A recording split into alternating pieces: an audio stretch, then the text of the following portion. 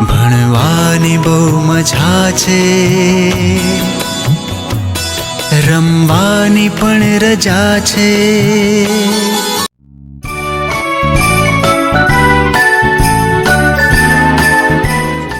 आपका स्वागत है होम लर्निंग कार्यक्रम में।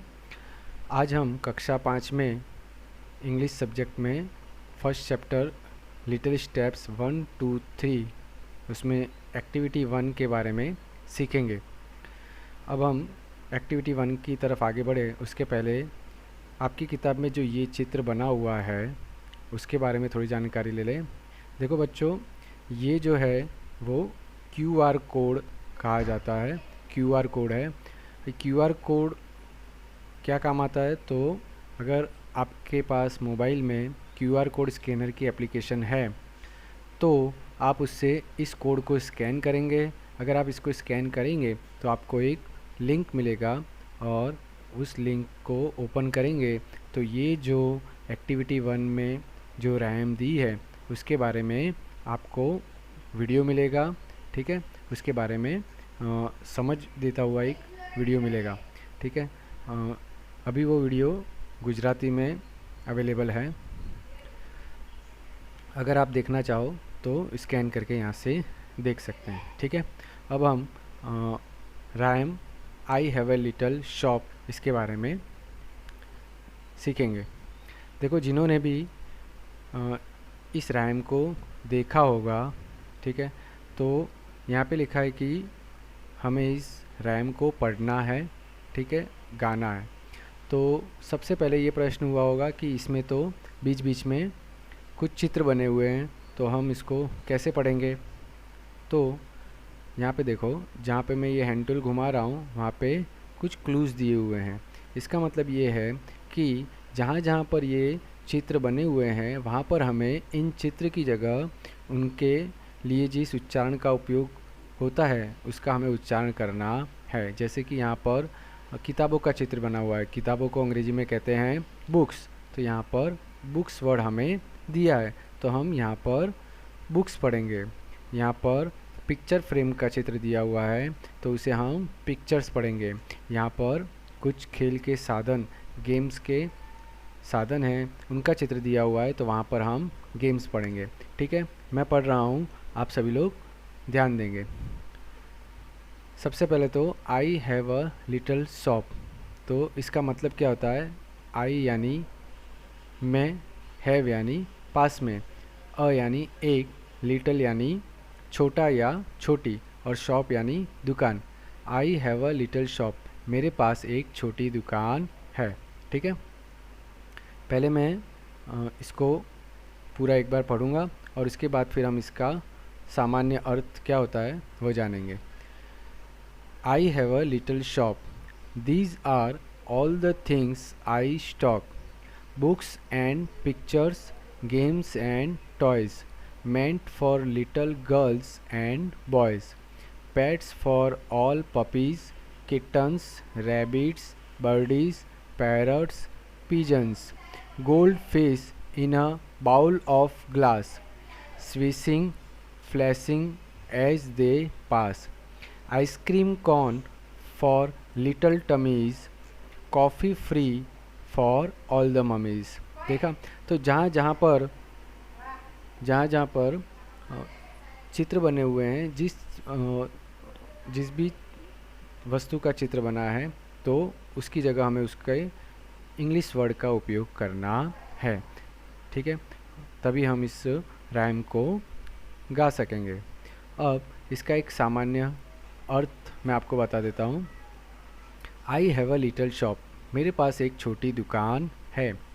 These are all the things I stock, these are, these यानी ये सब, all यानी सब, things यानी वस्तुएं, stock यानी जत्था, और ये सब दुकानें, ये सब वस्तुएं मेरे पास स्टॉक में हैं। कौन कौन सी वस्तुएं हैं? बुक्स एंड पिक्चर्स, किताबें और चित्र, गेम्स एंड टॉयज़, खेल, विविध खेल और खिलौने, meant for little girls and boys, किसके लिए हैं? मेंट यानी के लिए, तो छोटी लड़कियों और लड़कों के लिए ये सब है।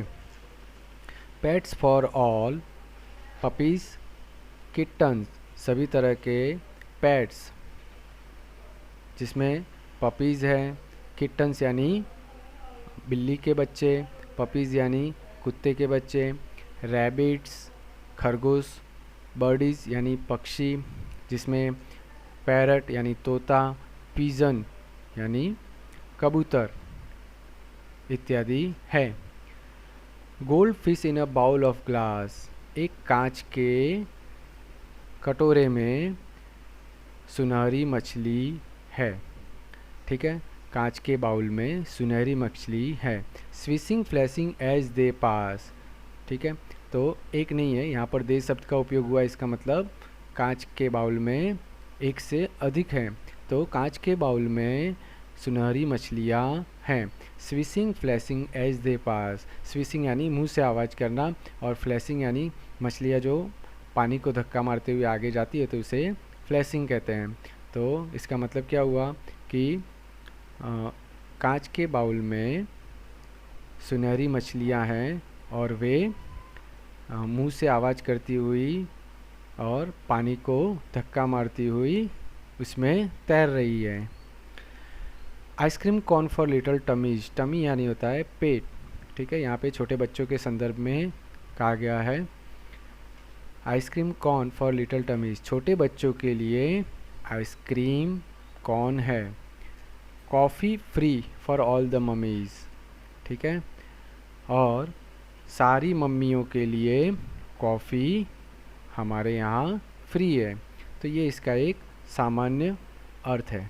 ठीक है, अब आप सबको इसमें जो जो वर्ड नए हैं आपके लिए वो आपको नोटबुक में लिखना है और उनका उच्चारण और अर्थ लिखना है। ठीक है, मैं यहाँ से आपको वर्ड्स के मीनिंग बता रहा हूँ। ठीक है, आप ध्यान से सुनेंगे और अपनी नोटबुक में लिखेंगे। जैसे लिटल, लिटल का अर्थ है छोटा या फिर छोटी। शॉप, शॉप यानी दुकान। थिंग्स, थिंग्स यानी वस्तुएं। स्टॉक, स्टॉक यानी जत्था। जैसे किसी दुकान में कोई माल सामान जो रखा होता है उसे स्टॉक कहा जाता है। फिर मेंट, मेंट यानी के लिए। ठीक है, फिर पेट्स, पेट्स यानी होता है पालतू। ठीक है, पालतू प्राणियों के लिए पेट शब्द का उपयोग होता है। फिर गोल्ड फिश, इसका मतलब होगा सुनहरी मछली। बाउल, बाउल यानी कटोरा। ग्लास, ग्लास यानी कांच। ठीक है, बाउल ऑफ ग्लास यानी कांच का कटोरा। स्विशिंग, स्विशिंग यानी जो मछली मुंह से आवाज़ करती है उस संदर्भ में यहाँ पे कहा गया है स्विशिंग। फ्लैशिंग यानी फ्लैश करना, धक्का मारना। ठीक है, मछलियाँ जो पानी को धक्का मार के आगे जा रही है उस संदर्भ में यहाँ पे लिखा गया है फ्लैशिंग। टमी, टमी यानी पेट। ठीक है, तो इतने वर्ड्स आपको लिखने हैं। इसके अलावा यहाँ पे क्लूज़ में जो वर्ड्स दिए हैं वो भी आपको अपनी नोटबुक में लिखना है और सामने उनका अर्थ लिखना है। ठीक है, नेक्स्ट वीडियो में फिर मिलेंगे। Bye bye.